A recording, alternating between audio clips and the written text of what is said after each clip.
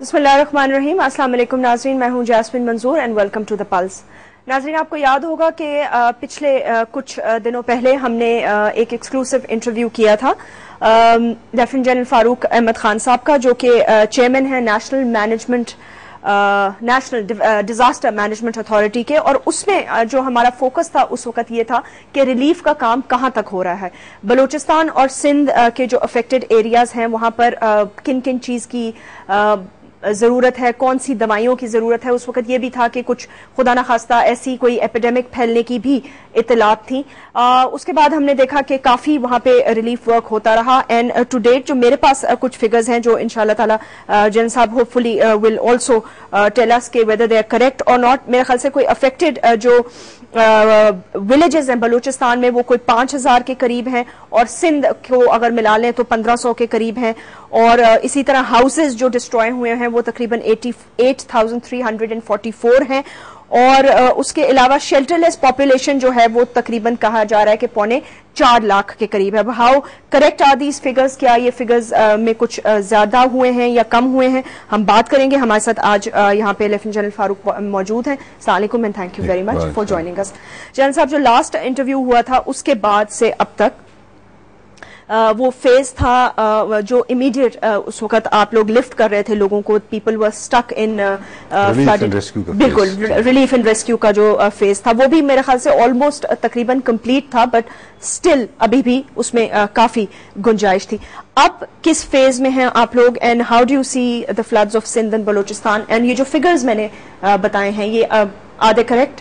ये फिगर्स ठीक है। ओके और पहले तो ये कि इनकी ऑथेंटिसिटी के ऊपर बात कर लेते हैं। ये फिगर्स कैसे हम लेते हैं, ये आपने जो फिगर्स दिए हैं ये सही हैं, मेरे पास भी यही फिगर्स हैं। ये जो फिगर्स हैं ये हमें सूबाई हुकूमतें अपने जिलाई हुकूमतों के थ्रू भिजवाती हैं। ठीक। और जैसे आपको इल्म है कि अभी जिलाई हुकूमतों का निज़ाम है, सो जो नाज़मीन हैं जो कि पॉलिटिकल फिगर्स हैं, इलेक्टेड रिप्रेजेंटेटिव्स हैं, नेचुरली वो कमी इन फिगर्स में नहीं कर सकते, बल्कि शायद कुछ प्लस साइड पे हों। सो हम यही फिगर लेके नेशनल के ऊपर इसका डेटा बनाते हैं, तो फिगर ये सही है। रिलीफ का काम जो मैं 2-2.5 या 3 हफ्ते पहले हमारा ये पहले प्रोग्राम हुआ था, उस वक्त हम रिलीफ के 3/4 स्टेज क्रॉस कर चुके थे। हम अभी रिलीफ फेज को तकरीबन ख़त्म कर चुके हैं। लेकिन रिलीफ को जब हम कहते हैं ना ख़त्म कर देते हैं, इसका मतलब ये नहीं होता कि एवरीथिंग इज शट ऑफ। इसका मतलब ये है कि major relief effort and rescue effort खत्म हो गई, लेकिन रेजिडुअल रिलीफ चलती रहती है। ठीक। लिहाजा अभी हम जिस फेज में एंटर होने वाले हैं इसको बोलते हैं अर्ली रिकवरी का फेज। इसके ऊपर मजीद बात कर लेंगे इनकी। और नेक्स्ट अच्छा जनरल साहब, रिलीफ से जो आपका मकसद है, मैं थोड़ा सा ये चाहूंगी कि आप क्लैरिफाई करें। अभी भी हम मीडिया में एक तासुर देख रहे हैं और बहुत सारी ऐसी स्टोरीज हम देख रहे हैं और बहुत सारे ऐसे लोगों के बयानात भी देख रहे हैं कि जी वी आर स्ट्रैंडेड और अभी भी हम शेल्टरलेस हैं, हम होमलेस हैं। बहुत दूर दराज के ऐसे इलाके कुछ बलूचिस्तान सिंध के बताए जा रहे हैं जहां पर रिलीफ का एफर्ट नहीं पहुंचा। आप इनको किस तरह देखते हैं? आदि स्टोरीज करेक्ट या कोई इक्का दुक्का ऐसे वाकयात हैं जिन पे ज्यादा फोकस किया जा रहा है? Are you satisfied with the relief work? I think basically I am satisfied with the relief work. लेकिन आपने जो ये कहा कि इक्का दुक्का वाकयात कभी कभी मीडिया काफी मुश्तहर कर देता है, आई एग्री विद दैट। फिर वो सेंसेशनलिज्म भी तो थोड़ा बहुत हमने करना होता है ना। जैसे मैंने शायद आप ही को बताया था कि फ्लड्स आर डायनेमिक। सो वो एक तरफ आप उसको स्टेबलाइज करते हैं सिचुएशन को, तो पानी तो कहीं और चला जाता है ना, तो मीडिया भी उसके साथ साथ चला जा रहा है ना। तो उस वक्त जो लोग अफेक्टेड हैं उस वक्त की जो स्टोरी है वो उस वक्त दिखाई जा रही होती है। वाकई जो सब कुछ लुटा पुटा सड़क के ऊपर बैठा हुआ तो वो तो ये कहेगा कि हमें रिलीफ अभी नहीं मिली। But as of today I don't think so कोई ऐसी पॉकेट है जहां पे कोई पहुंचा ना हो। जब भी हमें इस किस्म की कोई खबर मिलती है तो मेरी रोजाना सुबह और शाम को कॉर्ड कॉन्फ्रेंसेज होती हैं जिसमें सूबाई हुकूमतों के रिप्रेजेंटेटिव भी होते हैं। इस्लामाबाद में हमने बुलाए हुए हैं और बेशुमार महकमों के लोग बैठे होते हैं। हम इनको रिकन्फर्म करते हैं।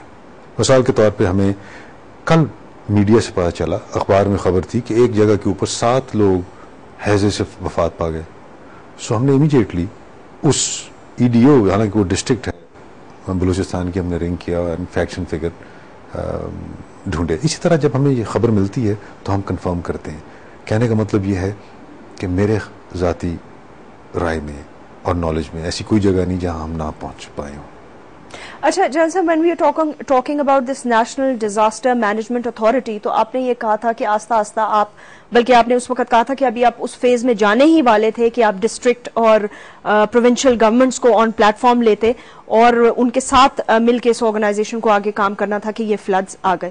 مجھے یہ بتائیے گا, اب اس کو we can take it as another experience. آپ لوگوں کو تو خیر ارتھ کوئک کے حوالے سے آلریڈی ایک ایکسپیرینس تھا, بٹ ان علاقوں میں آن اے پرماننٹ لیول کیا کیا جا سکتا ہے؟ کہ دیکھیں آپ نے جیسے کہا جہاں جہاں پانی مڑے گا وہ بند بھی ٹوٹتے ہیں, شگاف بھی ٹوٹتے ہیں, کیا ریزن ہے اس کی؟ Because on a permanent level every year اس پہ کام نہیں ہوتا, کیا وجہ؟ میرے خیال میں کچھ حد تک آپ نے صحیح آئیڈینٹیفائی کیا.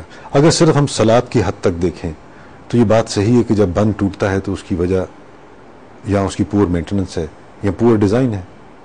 ڈیزائن اس لیے کہ اگر ایک خاص پانی کی مقدار کے لیے بنا ہے اور اس سے زیادہ آ گیا تو اس کا مطلب اسیسمنٹ صحیح نہیں تھی. بعض اوقات قدرتی آفات آپ اندازہ لگاتے ہیں لیکن اس سے زیادہ بھی آ جاتی. بٹ میری ذاتی رائے میں آپ نے صحیح آئیڈینٹیفائی کیا کہ شاید ان تمام جو اسکیمز ہیں فلڈ پروٹیکشن کی, ہم نے شاید اتنی توجہ نہیں دی ان پہ, ان کی ریسٹوریشن پہ. Over a period of time یہ جو انفراسٹرکچر ہے فلڈ پروٹیکشن کا, اس میں خامیاں رہ گئی ہیں, اس پہ مزید کام ہونے والا ہے. اس سلسلے میں جو لیٹسٹ فیصلہ ہوا میں اس کا ذکر کر دیتا ہوں. اس سال حکومت نے کوئی 1800 ملین یعنی 1.8 ارب کے قریب فیڈرل گرانٹ رکھی ہے فلڈ پروٹیکشن میئرز کے لیے. یہ بجٹ میں آئی تھی, یعنی اس حادثے سے پہلے ہی گورنمنٹ نے یہ فیصلہ کر لیا تھا. اس میں سے تقریباً 762 ملین سندھ کے لیے رکھا ہوا تھا, اینڈ اگر مجھے فگر صحیح یاد ہو کہ 300 یا کتنا ہے صوبہ بلوچستان کے لیے. حکومت نے یہ فیصلہ کیا ہے کہ اس سارے پیسے کو ایک جامع منصوبے کے تحت دونوں صوبائی حکومتوں کی مدد سے منصوبہ بنانے کے بعد اس کو خرچ کیا جائے. یہ صرف سالانہ بجٹ کی میں بات کر رہا ہوں. خطیر رقم ہے. اگر یہ پچھلے سالوں میں ہم دیکھیں کافی رقم حکومت خرچ کرتی رہی. طریقہ کچھ مختلف تھا شاید, پروونشل اتھارٹیز خود کام کرتی تھی اس پہ. ابھی ریلائزیشن یہ ہے کہ ہر چند سال کے بعد بلوچستان کا جو پانی ہے وہ سندھ میں آ جاتا ہے, جو قدرتی راستے ہیں, لیکن کیونکہ ترقیاتی منصوبوں سے ان قدرتی راستوں کے درمیان کچھ رکاوٹیں